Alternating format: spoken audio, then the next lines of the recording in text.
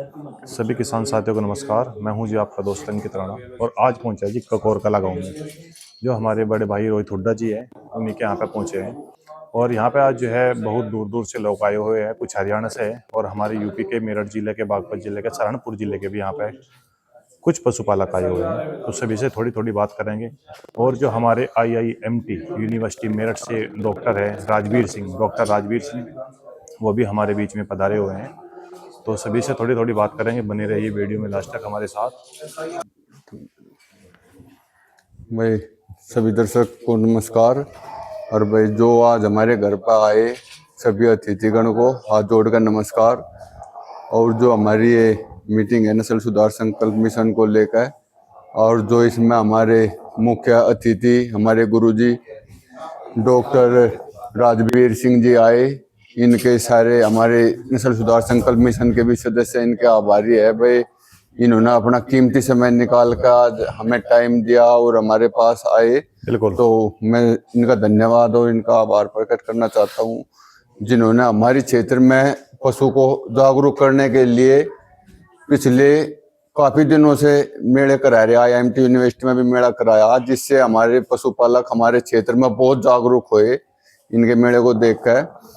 और संख्या भी बढ़ी मेले में। हमारे यूपी के जो पशु गोए अब की बार इनके मेले, इनके जो इन्होंने मेला कराया था IIMT में, उसमें बहुत पशु गोए हमारे क्षेत्र से भी। तो इन्होंने बहुत अंक कराया पशु किसान इसके लिए, पशुपालक के लिए।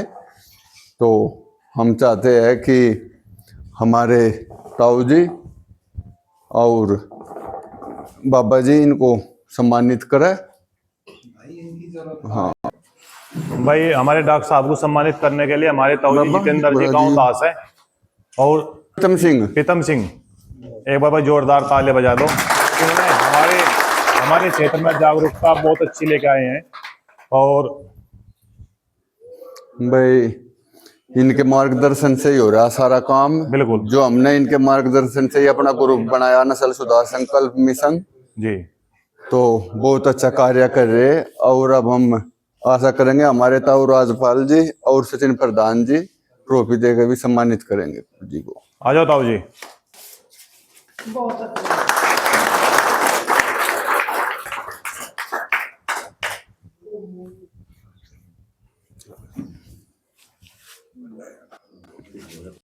इसी कड़ी में आगे बढ़ते हुए तो अब भाई जो हमारे प्रकृति को चेंज किया, जिन्होंने जो हमारी मूल रूप से हमारी हरियाणा नस्ल की देसी गायें जो विलुप्त हो गई थी, और जो हमारे भाई जी चलका या हमारे पास अक्सर रेडू जी है ये, और सभी जानते हैं इनको। इन्होंने आने वाले समय में पिछले कुछ समय से लेकर हरियाणा देसी नस्ल पर बहुत अच्छा सराहनीय काम करा और अब भी करने लग रहे। इन्होंने बहुत बढ़ावा दिया, जिसके कारण अब हरियाणा देसी नस्ल की गायें दिन प्रतिदिन बहुत प्रगति करने लग रही। सबसे मेन बात है एक छोटी सी उम्र में, एक बहुत ही कम, मेरे से भी बहुत कम उम्र में। बिल्कुल। और इन्होंने अपना बिल्कुल जीवन देसी गौ माता के प्रति समर्पित करके और इतना अच्छा कार्य कर रहे हैं अब भी, और बहुत अच्छे अच्छे नंदी विचार कर रहे हैं। तो इनके भी हमारा क्षेत्र जो आवे ये भी हरियाणा में ही मानो है। वेस्ट यूपी भी हमारे जो बागपत, मुजफ्फरनगर, शामली, सहारनपुर, मेरठ, तो ये सब इनकी देन है। तो हम चाहते हैं एक बार ताऊ जी इनको पगड़ी से सम्मान करें इनको।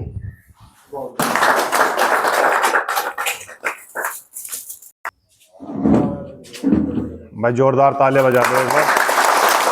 देखिए किसान साथियों, एक जो है छोटी सी उम्र का जो है नवयुवक देसी हमारी हरियाणा ब्रीड को बिल्कुल निस्वार्थ भाव से जो है बिल्कुल देसी गौ माता पे बिल्कुल समर्पित है। और बहुत अच्छा कार्य जो है हमारे वेस्ट यूपी में, पूरे हरियाणा में बहुत अच्छा कार्य कर रहे हैं। तो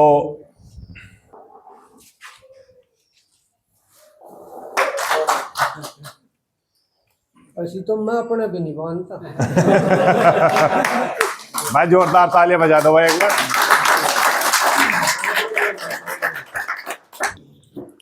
तो अक्षय भाई, जैसे हमारे क्षेत्र में भी गौ माता का थोड़ा जो है प्रचलन कम है अभी। हाँ। आपके इधर तो बहुत ज्यादा है। हाँ। तो हमारे जो नौजवान साथी हैं उनसे क्या कहना चाहोगे? और जो हमारे यहाँ से जो है देसी गाय लुप्त होती जा रही, थोड़ा उनके बारे में हमारे पशुपालकों को बिल्कुल भाई, सबसे पहले भाई मैं रोहित हुड्डा का धन्यवाद करना चाहूँ। भाई ने इस लायक समझा और हमारी पूरी टीम आपके बीच में आई है। और डॉक्टर साहब IMT यूनिवर्सिटी मेरठ से, आपका गांव काकोर खुर्द के सरपंच साहब और गणमान्य व्यक्ति जिन्होंने इतना मान सम्मान दिया पगड़ी पर आगे, मैं सभी का आभार धन्यवाद करता हूँ जी। हमेशा ऋणी रहे। और नस्ल सुधार में जो भी आपकी टीम कार्य कर रही है, जो भी गऊ आप जिस हिसाब से आपने इनाम का प्रोसेस बनाया है, उसको बिल्कुल सीमन फ्री देंगे भाई। जो भी अपना बिल्कुल निःशुल्क सीमन मिलेंगे, बादल के हो गोरे के हो। हमारे पास 7 नंदी है भाई। आप इस योजना ने 50 साल चला लियो, अपनी जितनी संस्था रहेगी जब तक फ्री सीमन है। बहुत बहुत धन्यवाद जी। धन्यवाद। देखिए साथियों, जो हमारे अक्षय रेड्डी जी की पूरी टीम है, पूरी टीम जो है यहाँ पर आई हुई है, और मैं पूरे गांव ककोर कला खुद और जिला बागपत की तरफ से सभी का जो है बार बार धन्यवाद करता हूँ, आभार व्यक्त करता हूँ जो यहाँ पर पहुंचे, इनका स्वागत करते हैं जी। बहुत बहुत धन्यवाद यहाँ पर पधारने के लिए। भाई जो अब हमारे यहाँ पे सोनू खानपुर भाई जी आए और जिन्होंने घर पे ही मुर्रा के लिए 20 साल 25 साल से बहुत अच्छा कार्य करा मुर्रा पे सोनू भाई ने, तो बहुत सराहनीय काम जिन्होंने घर पे 4 बुल मुर्रा के तैयार किए, उनमें राजा बुल, जंगी बुल और बरबरीक बुल, रौनक बुल, 4 बुल तैयार करे। और एक बुल तैयार करना भी घर पे बहुत बड़ी बात हो जाए, बहुत कठिन परिश्रम हो जाए कि बुल तैयार करने में।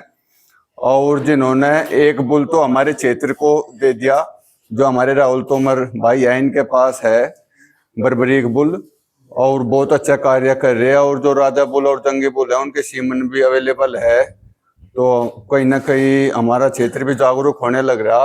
और बहुत अच्छी भैंस है मुर्रा भी, अपने आप में रिकॉर्डेड है जी। तो मैं डॉक्टर राजवीर सिंह से एक बार इनको पगड़ी से सम्मानित करे जा। हमारे यूपी के मुर्रा किंग भाई पगड़िया सम्मानित कर रहे हैं हमारे डॉक्टर साहब और हमारे जितेंद्र ताऊ जी। एक बार जोरदार तालियां हो जाए भाई। हमारे सोनू भाई ने जो है बिल्कुल दिल और जान से बहुत ज्यादा मेहनत की, और लगभग 20 साल हो गए जी ने मेहनत करते हुए, और आज सफलता आपके सामने आप देख सकते हैं। बहुत अच्छे 2 बुल तैयार किए जिनके रिजल्ट भी बहुत बढ़िया आ रहे हैं, राजा बुल और जंगी बुल। बाकी तो 2 अभी छोटे हैं, लेकिन उनके रिजल्ट मैं पहले भी वीडियो डालता रहता हूँ, काफी वीडियो डाल चुका हूँ AI करते टाइम की भी और कंसीव करने की भी। जो पशु कंसीव कर चुके हैं उनकी भी मैंने पहले अपने यूट्यूब चैनल पे वीडियो डाल ली है, काफी अच्छे रिजल्ट उनके हैं।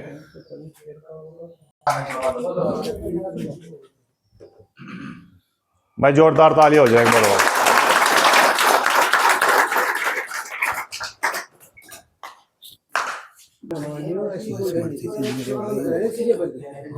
बिल्कुल बिल्कुल सही बात है।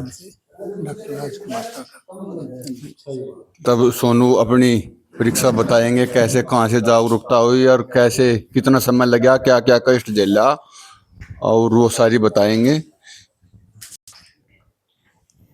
सभी भाइयों को मेरी राम राम। राम राम जी। मेरा नाम सोनू, गांव खानपुर जी, डिस्ट्रिक्ट शामली जी। भाई सबसे शुरू में मैं मेले में गया था कुरुक्षेत्र। अच्छा जी। 10 साल पहले। 10 साल पहले। हाँ जी जी। मैं वहां पर देखी भाई कैसी भैंस है कैसी नहीं। शौक हमारे शुरू से बड़े भी कर रहे थे। मगर वहां भैंस ने 30 किलो दूध दिया। अच्छा, पहली बार देखने के लिए आप वहां पर गए? हाँ जी। अच्छा। मैं केला गाँव में से केला गया, वहीं मैं धर्मशाला में रहा। अच्छा। और मैंने देखा 3 टाइम की मिल्किंग देखी, वहां 30 किलो दूध काट दिया था पवित्र गिल की भैंस ने। अच्छा। तो जो मेरे यहाँ में गाँव में आगे बता भाई 30 किलो दूध दिया। हाँ जी। कहने कह रहे झूठ का बोलने का ठेका तू ये ले लिया। अच्छा। मगर जी मैंने झूठ का ठेका लिया, मगर मैं दिखाया दूंगा, मैं फोन ले रहा था। हाँ जी। उस टाइम में वीडियो बनाया गया, वो फोन दिखाया। अच्छा। तो मेरी बात का किसी ने यकीन नहीं करा जी। फिर हमने अपनी भैंस चेंज करी। बैठ जा। भैंस शुरू तरह रख रही थे, धीरे धीरे हम इस मुकाम लो पहुंचे जी। भाई 24 किलो दूध अपने घर भी करवाया जी। मेले में चले गए रहे तो झूठ बोल रहे। फिर मैंने घरों लाइव करवाई जी। लाइव करवाने के बाद भी करने गए तो टिक्का लगाया जाए। हाँ जी। भाई वो टिक्का पता नहीं, कोई कहता है टिक्का लगा दिया, कोई दवाई बता दे, कोई कुछ बता दे। जी। भाई एक दूसरे के पैर ना खींचो। मैं सब भाइयों को हाथ जोड़ के यही करूँ, उसका मनोबल बढ़ाओ और अपने क्षेत्र में भी तरक्की करने का काम करो। बहुत बढ़िया जी। फिर मैंने कटड़ों के सीमन बनवाए। सीमन बनवाने में भी भाई जितने किसान भाई हैं, एक टाइम में डॉक्टरों को भी क्या रखा, जी। जिसका जुगाड़ नहीं है उसका फ्री सीमन लगा दो, मेरी तरफ से उसका फ्री सीमन की मैंने आपको भी वो रखा। हाँ, बिल्कुल जी, सबको बिल्कुल। क्या रखा भाई, जिसका मिजान नहीं है हाँ। अपनी फीस ले लो, मेरी तरफ से फ्री सीमन है उसकी। बहुत बढ़िया जी, ठीक है जी, धन्यवाद। ठीक है जी, बहुत बहुत धन्यवाद। भाई जो हमारे डॉक्टर साहब के साथ डॉक्टर राजकुमार जी आए तो इनका भी सम्मान करेंगे। हमारे अवरवीर जी है और ठीक है, तो हमारे ताऊ जी है जी, गांव सबकस है, जिन्होंने अभी दन दूध 2 झोटे की लाइव मिल्किंग भी कराई थी। बहुत बढ़िया भैंस है जी, एक बार जोरदार तालियां हो जाए जी।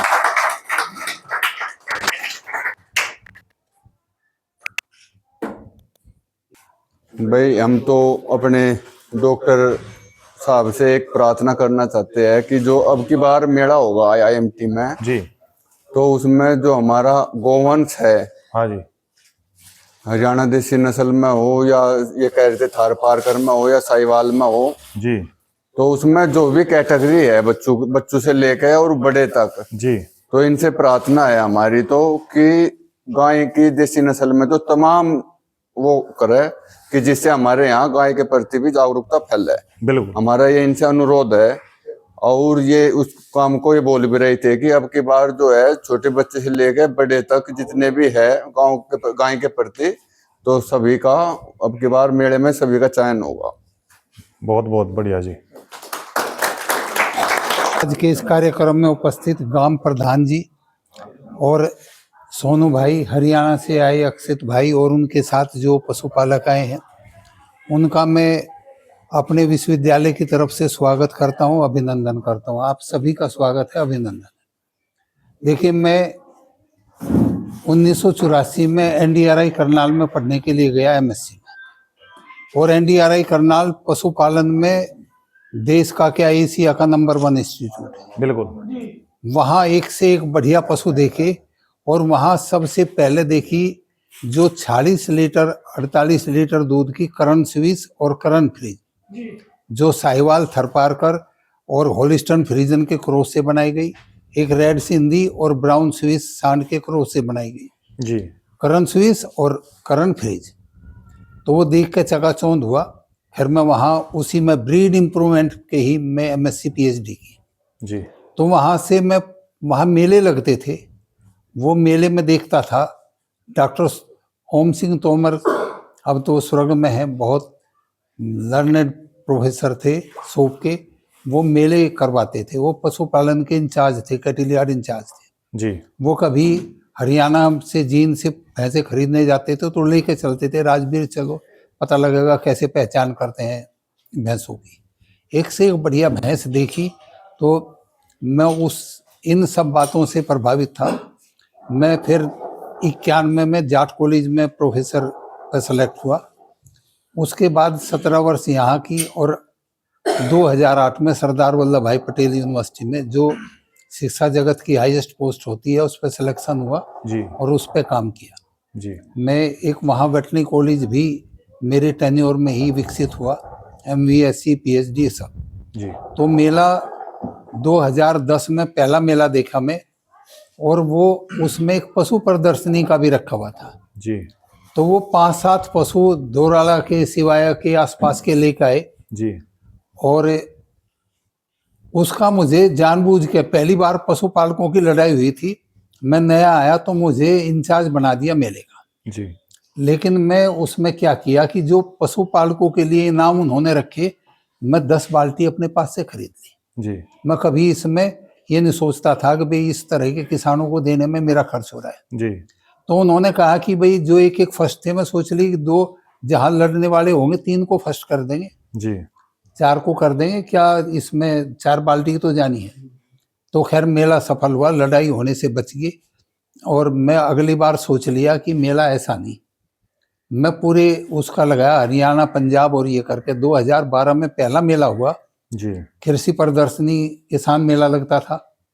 शाहिद मंजूर जी जो उसके मुख्य अतिथि थे, जो अपने मंत्री भी थे सभा से, जी, तो उन्होंने मेला देखने से पहले किसान मेले को कहा कि भाई ये कुछ नहीं, इसमें कुछ लाभ की बात नहीं है, हमारी पशु प्रदर्शनी अलग लगी हुई थी। उस समय युवराज और बहुत सारे पवन कुंगड़ का था बहुत बढ़िया बुल, एक से एक बुल और एक से एक भैंसे और 58 लीटर दूध देने वाली एक क्रॉस ब्रेड गाय भी हरियाणा से पंजाब से आई हुई थी। तो जब वो मंत्री खाना खा के चले तो रास्ते में मैं वीसी को कहा, मैंने कहा सर हमारा भी तो मेला दिखा दो। कहते मंत्री बहुत नाराज है। मैंने कहा सर नाराज होंगे, कोई बात नहीं, आप कह के तो देखना। जी तो खैर वो मेले में आए जी और मेले में आकर पशुओं को देख के बीच में खड़े हो गए और कहने लगे वीसी साहब आपने तो ये दिखाई नहीं असली मेला, तो आप मुझे अलग ले जा रहे थे। हाँ जी कमर थपथपाई उनकी और मुझे कहा, उनको कहा किसने लगवाया ये।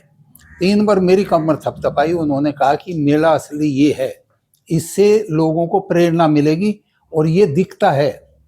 तो ऐसे अब मैं कहता हूँ, पत्रकार भी थे, अब मैं कहता हूँ कि ये जितने भी मेले देखे उनमें सबसे सफल मेला है। तो तब से लगातार पशु प्रदर्शनियां हुई। तो पहली बार मैं उत्तर प्रदेश के किसी भी पशुपालक का नंबर ही नहीं आया। उन पशुओं को देख के कोई लेके भी आया, घुमा फिरा के ले गए, रिंग में किसी ने नहीं लगाया। फिर मेरे मन में एक थोड़ा ये हुई, मैं कहा भाई हमें तो इसका कोई फायदा हुआ नहीं। मैं अगली बार घोषणा कर दी 1-3 महीने पहले ही कि उत्तर प्रदेश की कैटेगरी अलग बनेगी और अदर स्टेट की अलग बनेगी। तो खैर उत्तर प्रदेश से 40 पशु आए। 40 पशु इतने अच्छे नहीं थे, तो उनको भी मैं ट्रॉफी और इनाम दिए कैटेगरी में। तो अगली बार 40 के 80 आए और अच्छे आए। हर साल जो बढ़ते बढ़ते गए, तो उससे मुझे लगी कि जो हमने ये मेला लगाया था, देखा देख प्रेरणा मिली लोगों को और उन्होंने नस्ल के पशु पालने शुरू किए।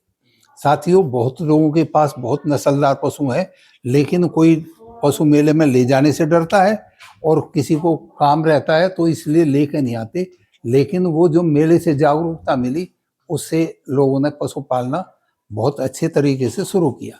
मेले से पहले हरियाणा से खरीद के लिए आते थे और वो देखते थे कि भाई हरियाणा वाले ये पशु जो बताते हैं कि भाई ये 8 करोड़ का, इनमें क्या गुण है। उस तरह के उन्होंने भी, उनकी भी जिज्ञासा बढ़ी और उन्होंने पालना शुरू किया। देखिए, जब देखा देखी आदमी बढ़ता है आगे और उसी से ही प्रेरणा लेती है। आप किसी भी विद्वान, किसी भी महापुरुष की जीवनी देख लें, अगर उसमें कहीं भी देखेंगे तो उसमें एक बात ये जरूर आएगी कि उन्होंने उससे प्रेरणा ली और प्रेरणा लेके वो आगे बढ़े और उन्होंने बुलंदियों को छुआ। देखिए, अब उसी काम को राहुल भाई कर रहे हैं कि ये भी जन जागरण ही कर रहे हैं। बिल्कुल जी। आप ये देखो कि इसमें जोहड़ी में एक फौजी भाई ने वो रेंज बनाई थी। कोई उसे पागल बताता था, कोई नु कहता था बताओ ये क्या करेगा खेत में। आज उस निशानेबाजी से बहुत लोगों को नौकरियां मिली हैं, बहुत कॉलेजों में ये गेम हो गया और एक से एक बढ़िया हमारे निशानेबाज निकल के आए। जब स्लेट ही नहीं होगी तो लिखना कहाँ से सीखेंगे। जब स्लेट होगी तो उस पर कलम तिरछी बाकी चलेगी, फिर सीधी चलेगी। तो यही आधार होते हैं, ये जन जागरण से ही क्रांतियां आती हैं। तो ये जो राहुल भाई ने शुरुआत की है, देखो ये बढ़िया नस्ल के पशु पाले हुए हैं जी। अगर खराब नस्ल के पशु पालने होते तो उनको जगह भी इतनी चाहिए होती है, बिल्कुल जी। और इस उनको इतना ही चारा लगता, उतना ही बिजली का खर्चा आता, उतना ही पानी पीते, लेकिन वो दूध 5-6 लीटर दूध देते और ये दूध 10-12 से ऊपर देंगे। तो डबल फायदा है। थोड़ा सा बस दूध ज्यादा देने की वजह से राशन थोड़ा सा ज्यादा देना पड़ेगा, बाकी कोई अंतर नहीं।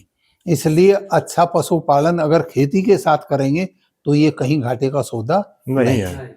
और कोई ये सोचे कि भाई दूध बेच के पशु का उससे लाभ कमाएगा, दूध बेचने में तो बेईमाना बचता है और ईमानदारी से कुछ नहीं बचता।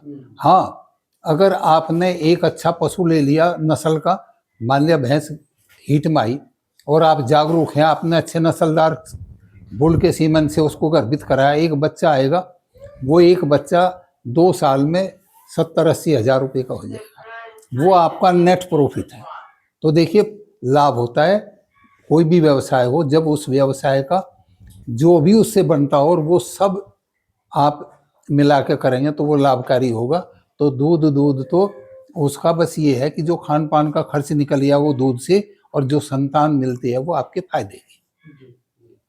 हमने कहीं नहीं देखा, 10-15 बीघे जमीन थी और 2 मुर्रा नस्ल की भैंस थी 15 बीघे जमीन से कुछ नहीं मिलता था, और उन भैंस से जब 2300 की भैंस आई थी बहुत बढ़िया, और वो 17-18 लीटर दूध देती थी। उससे कटिया और इतनी आई, 3 साल की कटिया भी आती थी, और वो कोई 5 की कोई 10,000 रुपये की बिकती थी जब मैं 6ठी 7वीं 8वीं में था। तो हम, अगर मेरे पिताजी ने कहते जितनी हम इस खेत से कुछ भी नहीं बचता जितना इस पशुओं से बचता है। तो खेत के साथ पशुपालन सबसे अच्छा व्यवसाय है, जी। आप उसको करें। और देखिए जो राहुल भाई ने ये किया है कि हम पशुपालकों को जागरूक करने के लिए हम कुछ कैटेगरी बनाए, जैसे हरियाणा नस्ल की गाय, जो वो 2 काजी नस्ल है, वो दूध 15 लीटर तक बहुत टॉप मानी जाती है जो देती है। वैसे 25 तक दे रही है हरियाणा में, साथ ज़्यादा भी हो, लेकिन अगर औसत 15 के आसपास का यहाँ है तो बहुत अच्छी है। उसके सबसे बढ़िया तो देश की जो मानी जाती है वो थरपारकर, और यहाँ के लिए सूटेबल है। दूसरी वो साहिवाल, जी। दूसरी थरपारकर दूसरे नंबर की, वो भी क्षेत्र के लिए सूटेबल है, उपयुक्त है। और एक हरियाणा नस्ल, वो भी क्षेत्र के लिए उपयुक्त है। हाँ, मैं गिर कहता हूँ, गिर यहाँ आके पैदा होकर कर ले। गिर जिन्होंने खरीदी, बहुतों को उसमें दोबारा ब्याने में और उसमें करने में दिक्कतें आई, क्योंकि ये नस्लें हजारों वर्षों के उससे बनी है, और जो जिस क्षेत्र की नस्ल है उस क्षेत्र में ही अच्छा करती है। तो इसलिए, और जो हमारे उत्तर प्रदेश की ब्रीडिंग प्रजनन पॉलिसी है सरकार की, वो भी यही कहती है कि पश्चिमी उत्तर प्रदेश में मुर्रा भैंस पालो, साहिवाल पालो, और थरपारकर और हरियाणा। इसके अलावा वो कोई भी ब्रीड करने के लिए रिकमेंड नहीं करते। तो जो राहुल भाई ने ये जो भी आप तय करोगे, आपने कहा कि भाई उनको ट्रॉफी और कुछ कैश प्राइज से सम्मानित करें, चाहे आप 20 पशु छांट लेना, और जितनी बार भी, मैं वैसे नहीं कि भी आपके उसमें भावुक होकर कह रहा हूँ, नहीं, मैं हर जितने भी आप छांटोगे उसमें बहुत अच्छी ट्रॉफी हर बार, चाहे वो 10 हो 20 हो, वो मैं अपनी तरफ से दूंगा। जहां भी आप आयोजन करोगे उनको सम्मानित करने का, वहीं आपको कम से कम 15-20 दिन पहले पहुंचवा दूंगा ट्रॉफी, और उस पर मजबूर हर साल के लिए।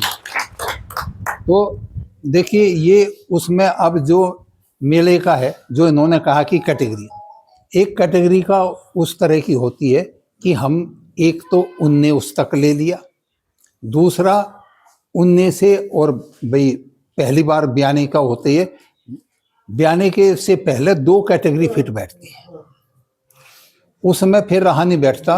अगर भाई इसका जैसे कोई भी आप बता देना कि 1 साल से 1 दिन से लेके और 1 साल तक का, एक 19 का, और एक उससे ऊपर का, तो ये 3 कैटेगरी उसमें बढ़िया बनती हैं। पर आप कहोगे तो 4 कैटेगरी बन सकती हैं, उसमें उस तरह की बना देंगे, उससे कोई फर्क नहीं पड़ता।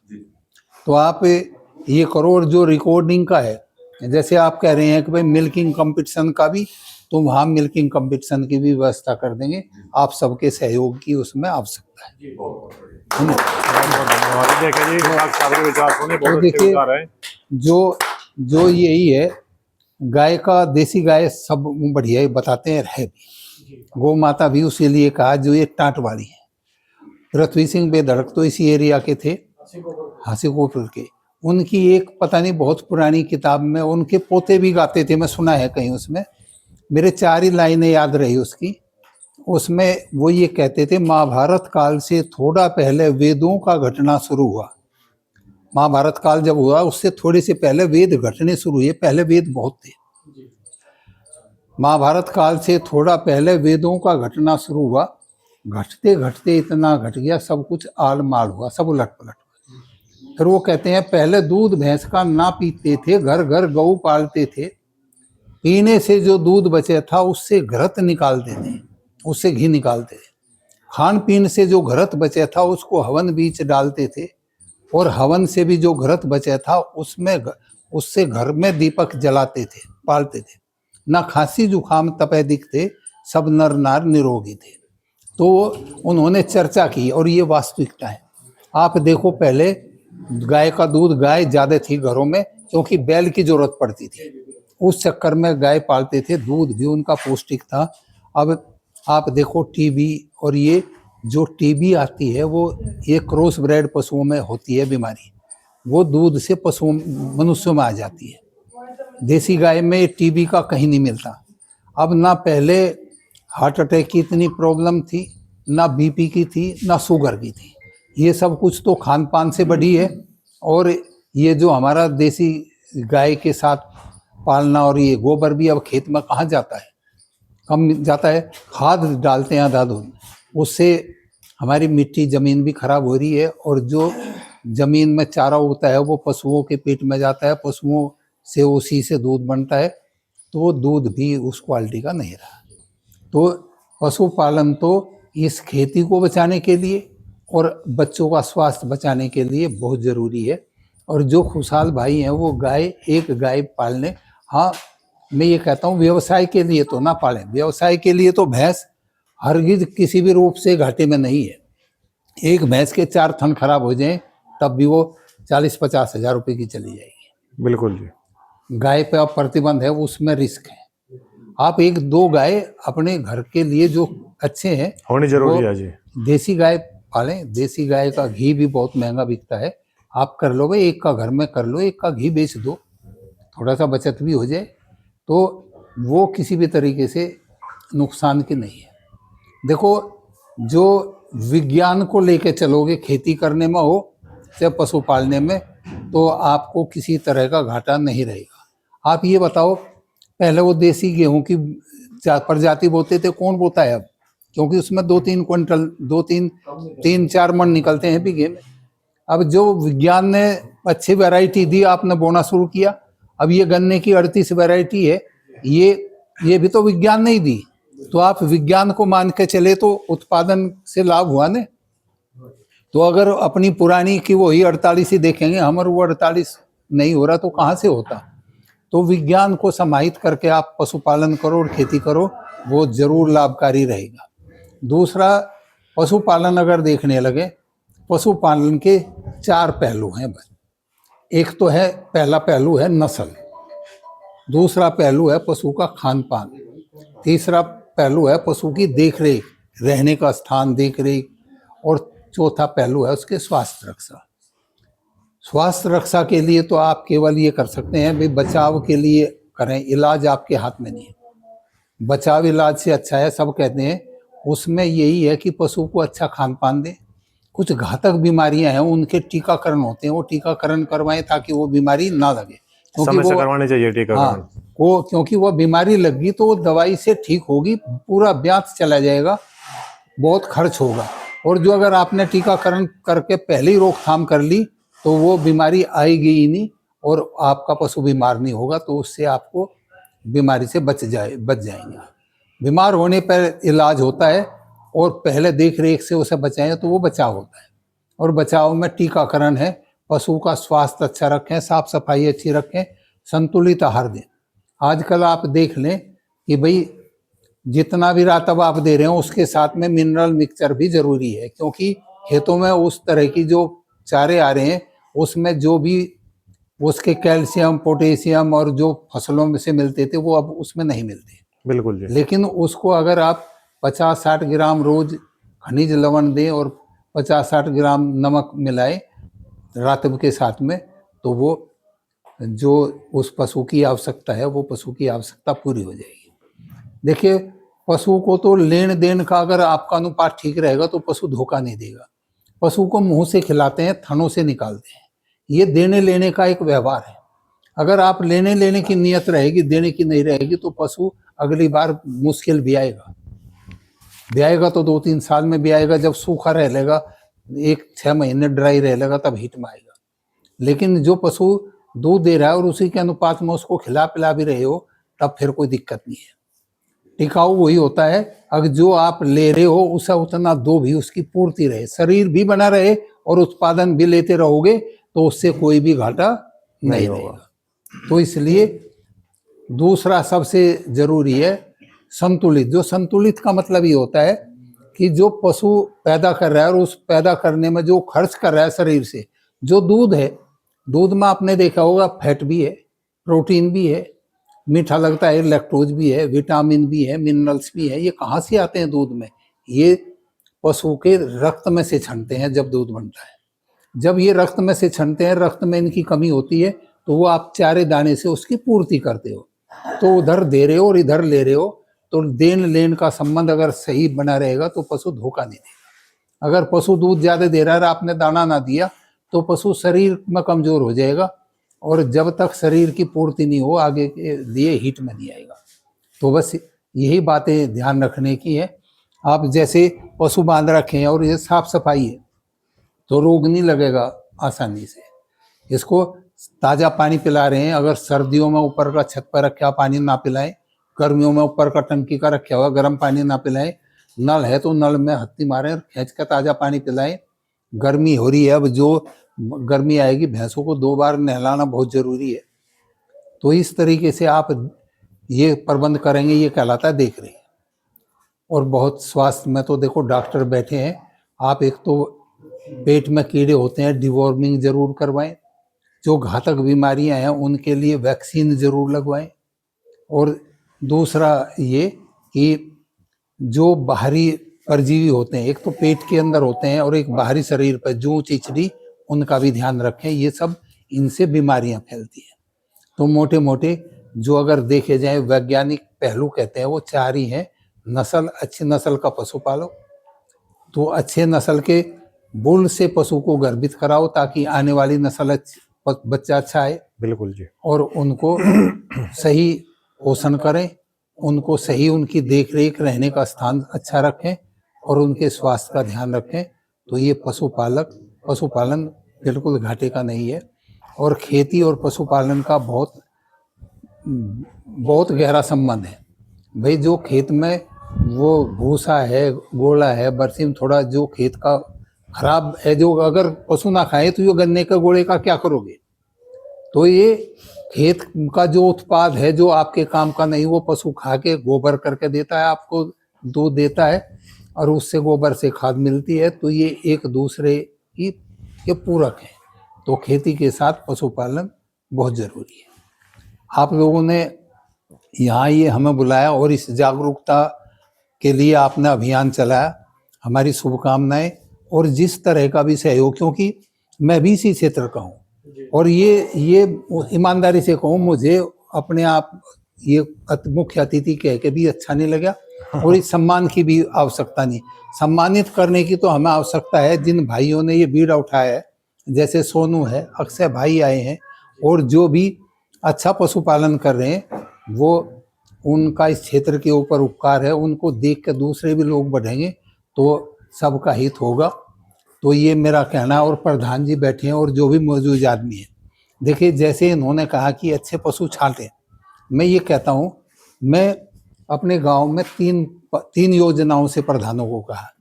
मैंने कहा देखो गांव के बच्चों का, आप जो 10वीं और 12वीं में जिसके सबसे ज्यादा नंबर आए, आप एक बार ढिंडोरा पिटवाओ रिजल्ट आने के बाद में। भाई जिसके भी 10वीं में बच्चे पढ़ते थे, 3 बोर्ड में बच्चे बैठते हैं, यूपी बोर्ड, CBSE, एक आध कोई ICSE।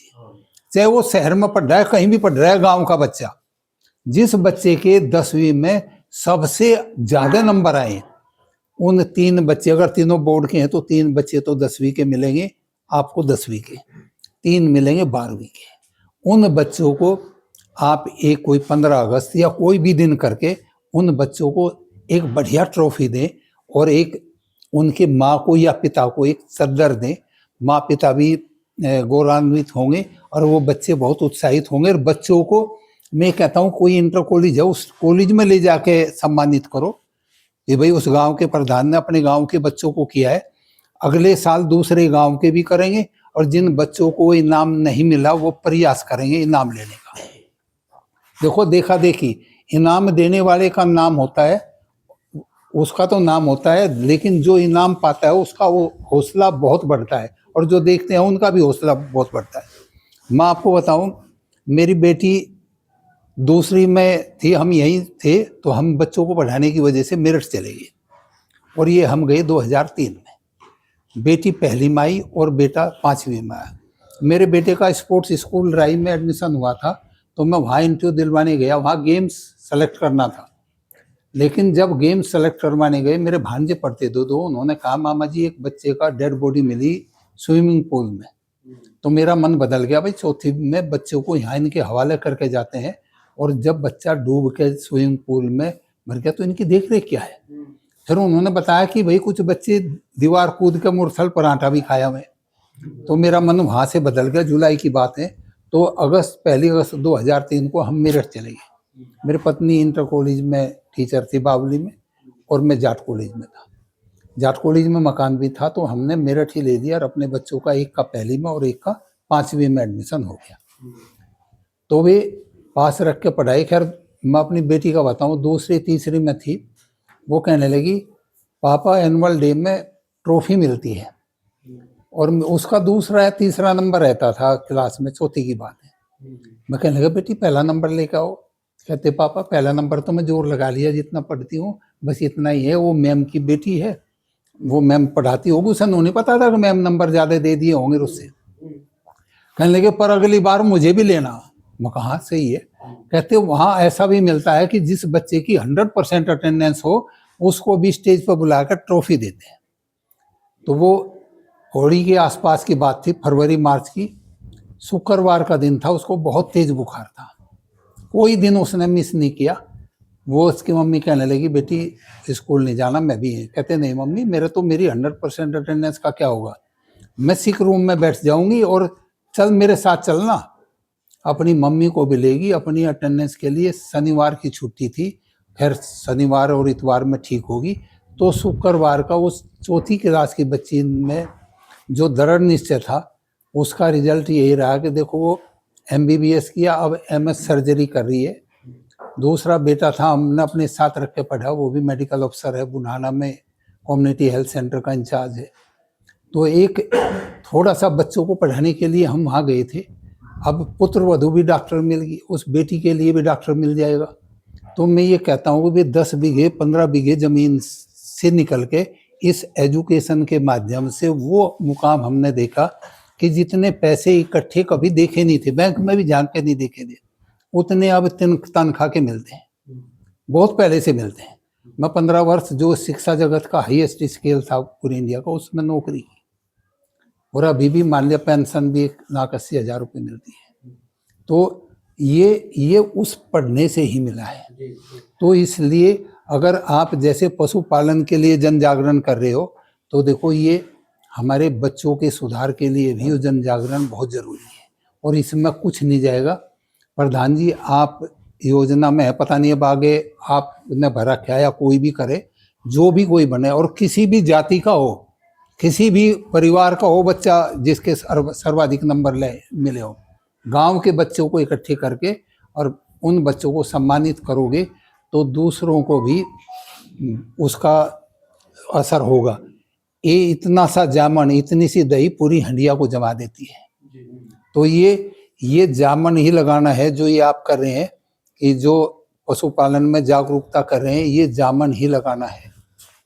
अगर बच्चों को भी इस तरीके से ये करेंगे कि भाई जिसका बच्चा गांव में बहुत अच्छे तरीके से रहेगा और अच्छे नंबर लेगा, उसको गांव समाज सम्मानित करेगा, तो ये इस तरह का आप प्रयास करें जैसे राहुल भाई ने करे हैं। और ये प्रधान जी जो भी बने, जिनको भी आप वोट दें और जो भी बने, उनको कहो उनको भाई इस तरह का काम शुरू करो। उसमें बहुत खर्च नहीं आएगा।